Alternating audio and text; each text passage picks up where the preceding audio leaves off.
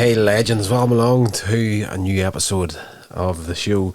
And this one here, we're getting into Friday the 13th, Jason Takes Manhattan.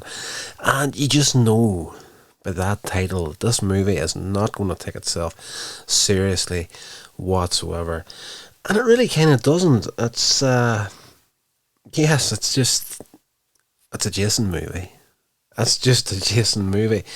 And I think it was just getting to that stage in the run where they thought, okay, they're just going to do something fairly random this time. And yes, it's an enjoyable romp, to say the least. And yes, yeah, we kind of, by the end of this one, we kind of slip out of continuity for the rest of the series, more or less. Up to this point, you've got some kind of attachment to the prior film, but not really at the end of this one here. But we'll get to that in the next review of the series. But in this one, starts off pretty much not exactly where the previous movie left off, but we do find Jason. He's in the lake at the bottom once more, and he's under the wreckage of the dock.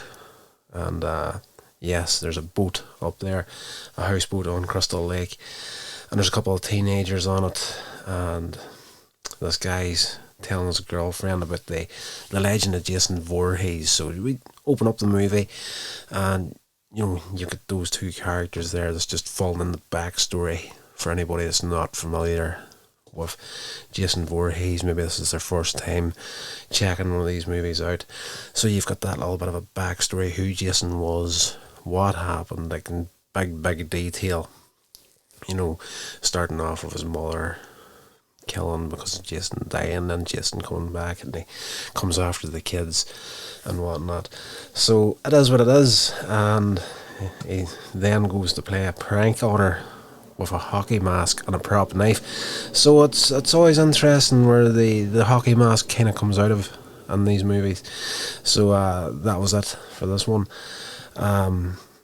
He's dropped the anchor of the boat, and down at the bottom, of course, there's some underwater cables that the anchor gets caught on. Of course, the electricity sparks along the pipe, and that's Jason's corpse, and that reanimates him one more time.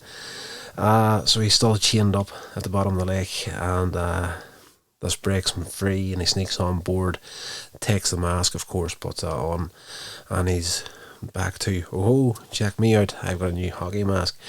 And he kills the guy with a harpoon gun, and then takes out the kid's girlfriend, who's hiding in the boat, but he's going to find her. He gets her, kills her. The next morning, there's a ship called the SS Lazarus that's ready to set sail for New York City. Awesome place. I cannot wait to get back to New York City. It is an experience that I would highly recommend anybody to go and check out. I absolutely love the city. Can't wait to get back. If you'd be interested in seeing some video footage from my trip there, you can check out my vlog channel, Here's Rodder's Vlogs. Check out the New York videos, which they're okay. You'll get a bit of detail of the city. I was literally watching them back myself, and I could have done a lot better. So that's another reason to head back, is to do more stuff like that, and just great city. Anyway, I digress once more.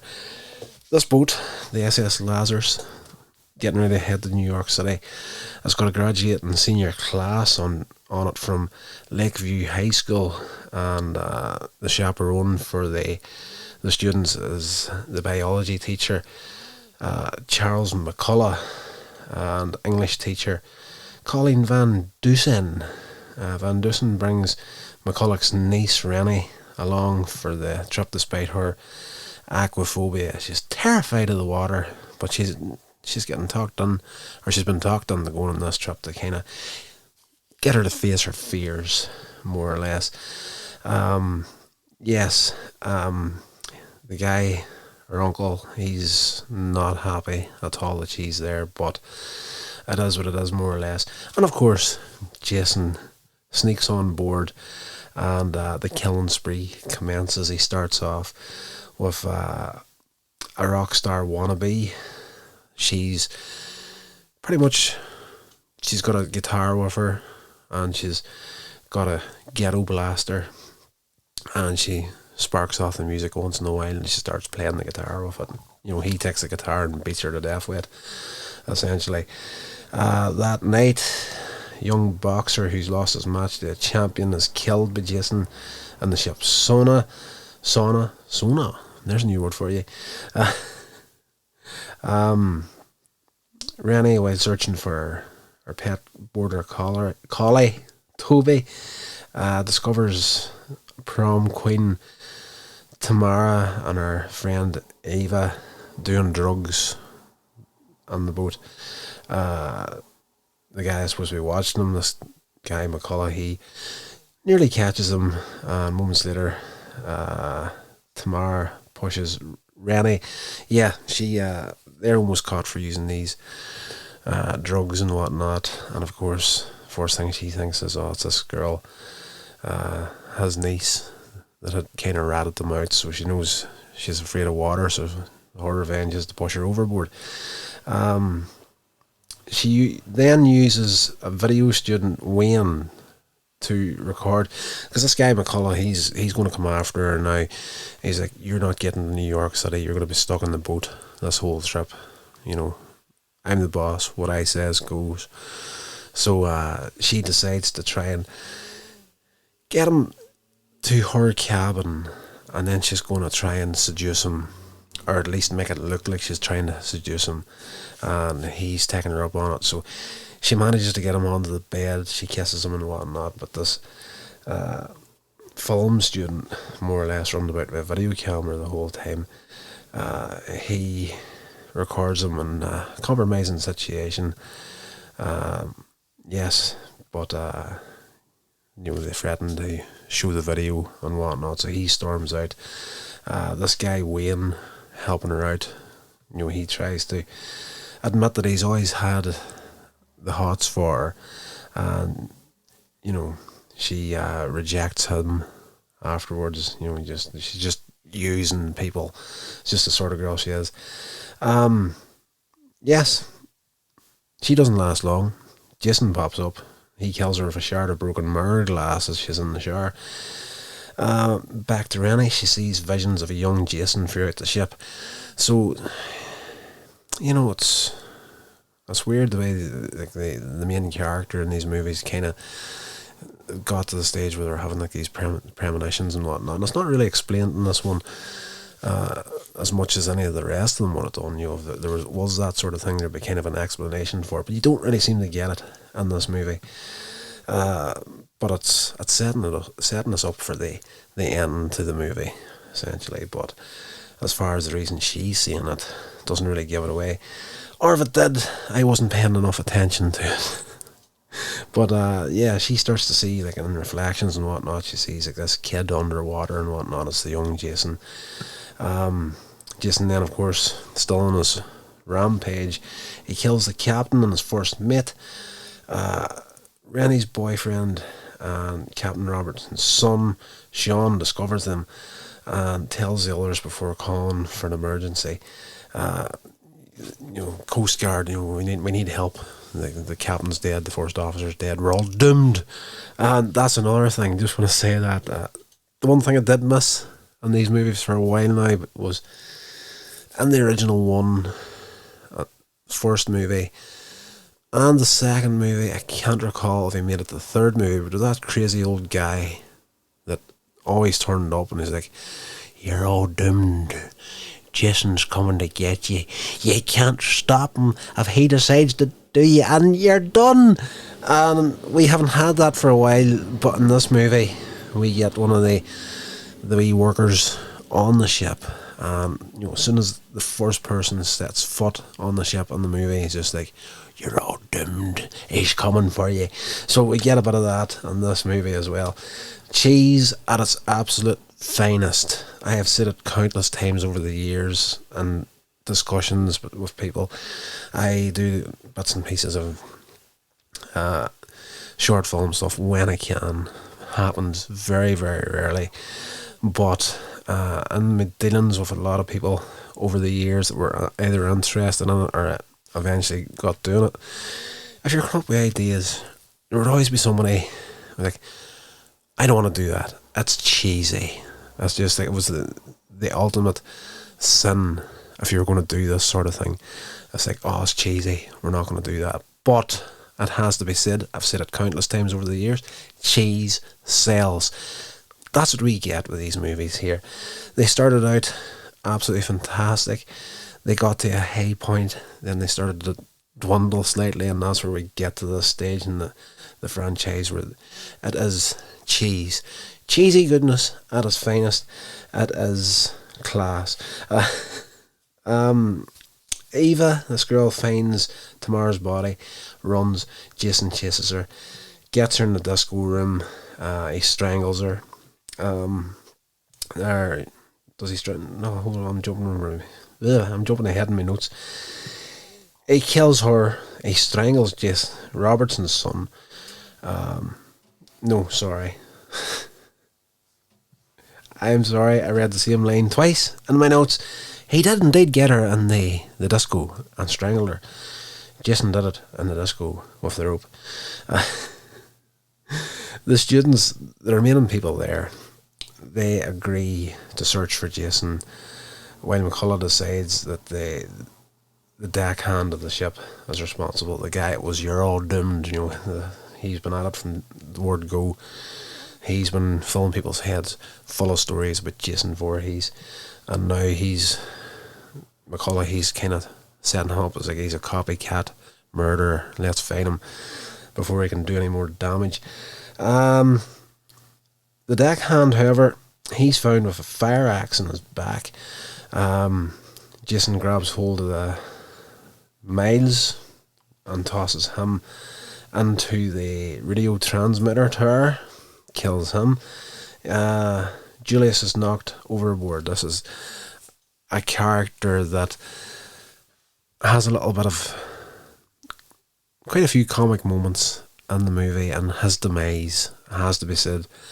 I laughed hard at it. I feel bad for it, but it was class. He's into the boxing, and yes, he at one point, coming up towards the end of the film, is confronted with Jason, and he decides, okay, I'm not going to run anymore. So he decides he's going to try and box Jason, but they have to get to New York City first for a movie that's entitled Jason Takes Manhattan. They spend a hell of a lot of time in this boat just getting there. Like, they're literally 20 minutes or so at the end of the movie is in New York City. But yeah, it's a good time, has to be said. This guy Julius, he's knocked overboard in the hold of the ship. Wayne comes upon JJ's body and is thrown into an electrical box. That was the guy. The guy that was running around with a video camera trying to blackmail McCullough. He gets thrown into the electrics of the ship, gets killed after he sees the wee rocker's body that was killed with the guitar. Yeah, Wayne's corpse catches fire, causes the ship to take on water, so they're in a bad way. And with the other students that are left in the disco room, seemingly dead, McCullough, Van Dusen, Rennie and Sean escape aboard a life raft and discover that Toby and Julius are still alive. Toby, the dog, and Julius pops up out of the water. So, yeah, this is one of these movies where you're kind of thinking, you don't get a lot of time in a Jason movie to actually build any kind of relationship to any characters that are involved in the movie. It's more or less, okay, this person is such and such, this is his friend, this is his girlfriend, and that's pretty much all you get.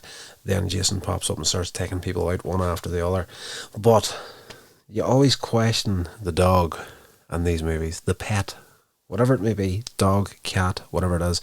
Something will happen, and by the end of the movie you're sitting thinking to yourself, I wonder if the dog's okay. So the dog manages to get through this movie in pretty good shape. They get onto this rowboat and they row away from the ship as it's sinking. And they manage to get to New York City. They're no sooner onto the dock when Jason, of course, pops up and stalks him through the streets. Rennie is kidnapped by a pair of junkies. They pop up and take her prisoner, and they're going to have their way with her, more or less. And the rest of the group splits up to try and find help. Then we get to the point where Julius, the boxer, ends up... he just gets exhausted, running. He's just fed up, and he's just like, okay, they're on the rooftop. And he's like, right, this is going to end here. So he fights Jason by boxing him, jab, jab, jab, left hook, what that, and from one end of the roof of a skyscraper to the other end of the roof, and it's just chop, chop, chop, dig, dig, dig, and every punch pushes Jason further and further back, and Jason just lets him throw everything he's got at him until he just runs out of energy and there's nothing left on him. And then the guy makes the biggest mistake in his life, drops his guard. He knows he's doomed anyway, but he looks at Jason square in the eye and he's like, take your best shot. And Jason does, of course he does. He's going to take his best shot, and he uppercuts this guy so hard that he knocks the head right off his shoulders, and it bounces across the rooftops down on the dumpster in the street.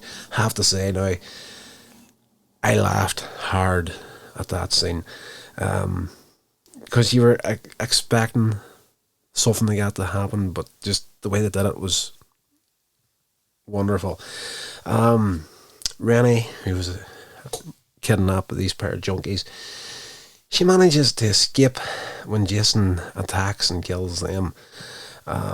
She runs into Sean and they reunite with the teachers. And the NYPD, there's a police officer there. So they're in the car. They're trying to explain what's going on. The police aren't really, kind of taking it in but not really believing them at the same time. Of course, Jason pops up, kills the police officer. Rennie jumps into the driver's seat of the car, tries to get away, but after having a vision of Jason once again, that distracts her. She crashes the car.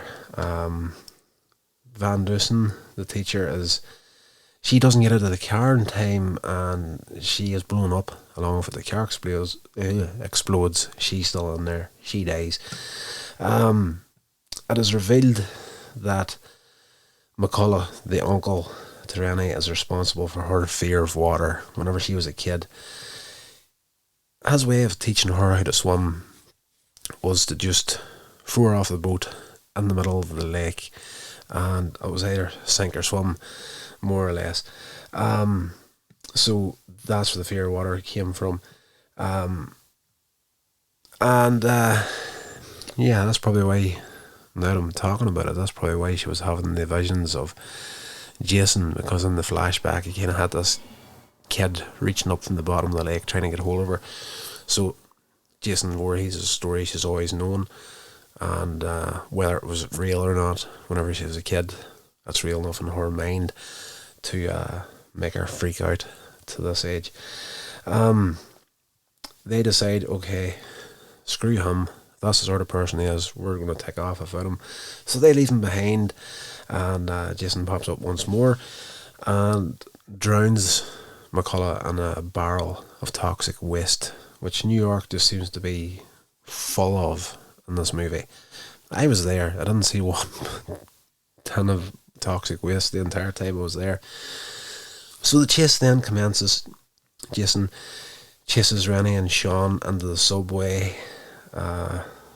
Sean incapacitates Jason by pushing him into the third rail on the track. It's electric again. So it's like, oh, we're going to electrocute Jason and try and kill him here. But of course, that's what brought him back at the beginning of the movie. You really think this is going to stop him now?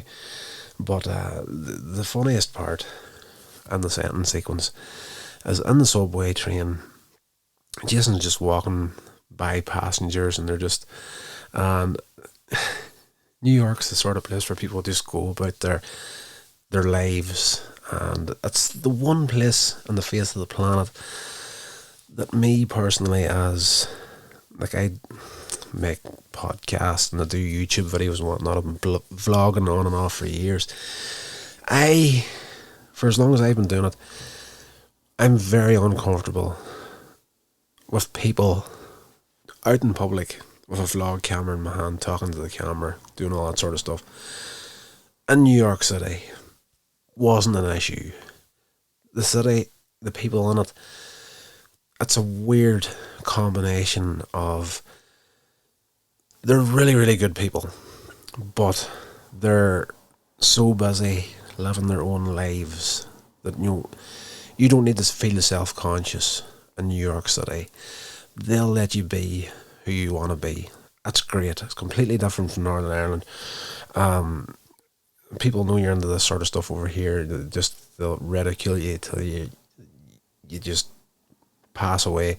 It's a disaster. So New York, and you see it in this movie, so Jason's walking through the city, subway, and there's passengers there, and they kind of look up and react. They see him, but they're kind of like, at the same time, it's like, and go back to their own thing. And even on Times Square, there's one part where these hippies, well, punk rockers, are sitting out in the street, and they've got their ghetto blaster there. They're blasting the music. They're enjoying themselves, taking it easy. Middle of Times Square. Jason walks past, kicks the ghetto blaster, wrecks it. And of course these guys get up and they're going to go after him. It's like, hey man, you just destroyed our boombox or whatever. Jason turns around, his back's towards the camera, and he just, nice and easily, these guys are squaring up to start a fight with him, and he lifts his arm up, takes the hockey mask and reveals his face, and these guys run for their lives, and he puts the mask back down, and he turns and he continues off chasing Rennie and Sean. So there's a good bit of comedy moments in here as well.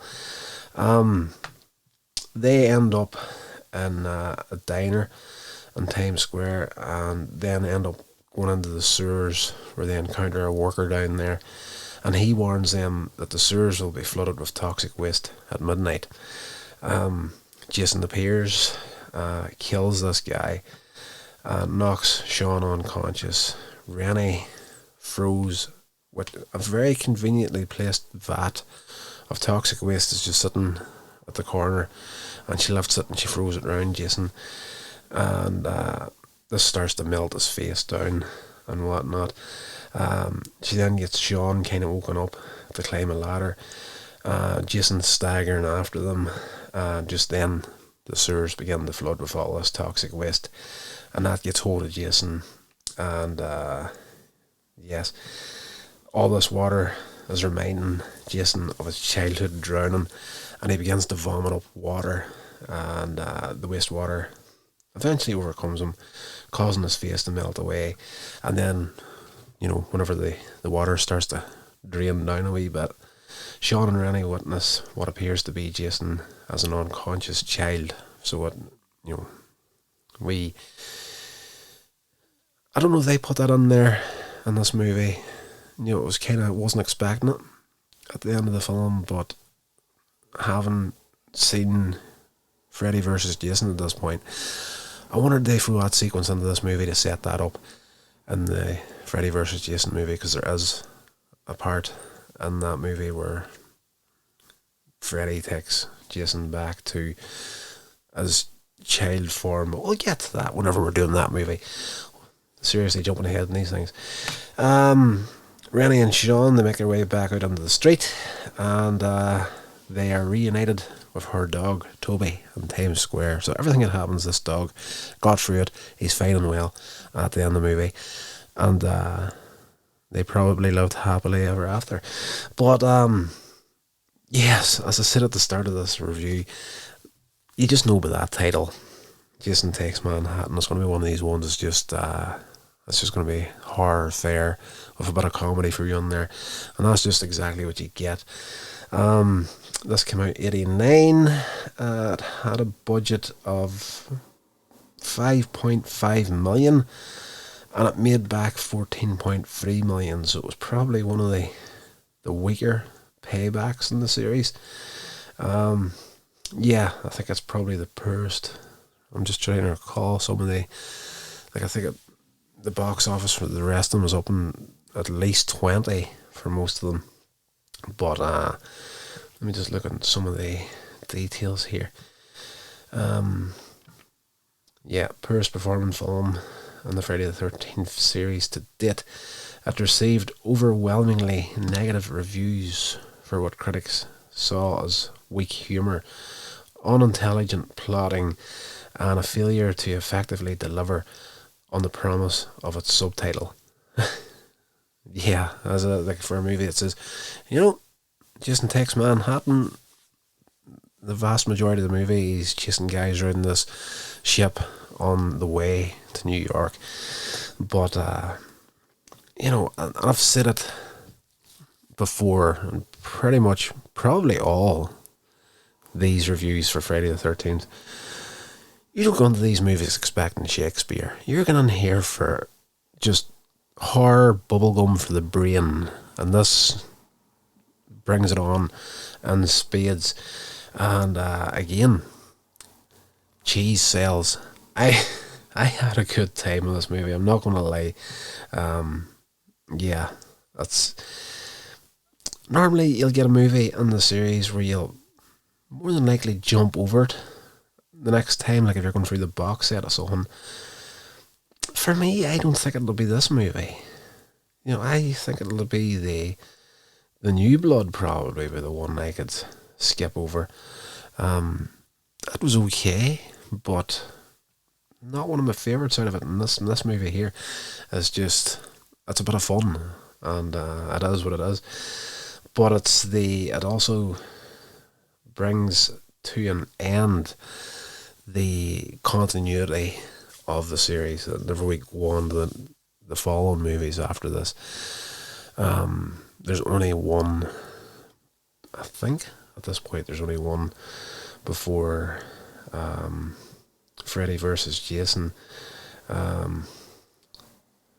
What is the next one? Yeah, the final Freddy's the next one. Jason Goes to Hell. So we're going to be doing that next week on Friday on the show. And then I'm debating whether to do the remake of Friday the 13th before Freddy versus Jason, or maybe I should do it after that. I don't know. I'll make up my mind before then. But if you've got any preferences, let me know. Email the show, Hellmouth Hotline, gmail.com, and cast your vote. Do all good social media stuff. Share the show along. Follow. I would really, really appreciate it. So until then, guys, whatever you're doing, I hope you're doing it safe. And I'll talk to you all then. This has been a production of Coins Age Media. Thank you so much for listening.